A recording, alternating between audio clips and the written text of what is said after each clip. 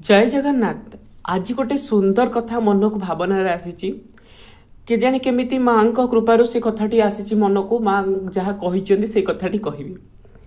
माँ आसब शत्रु विध्वंसिनी करनी, शत्रु नष्ट करनी, दुष्ट दलन करनी, ताहले कहीं माँ आसब।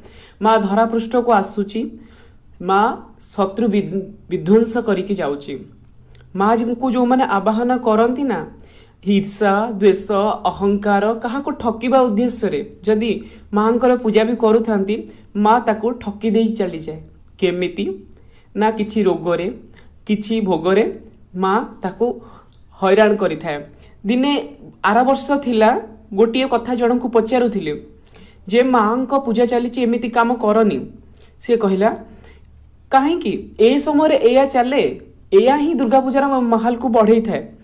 मु कहली सत माँ से जिते बड़े नारीर असम्मान हुए, नारी को क्षति से साधन करे, माँ से महामारी स्वरूप आसी थाए आउ विध्वंस कर पड़े जाए। तेणुक कली जुगरे माँ महामारी स्वरूप आसी शत्रु विध्वंसन करी नारी शक्ति को अपमान करुवा व्यक्ति को महामारी सदृश आसी ध्वंस कर चली जाए।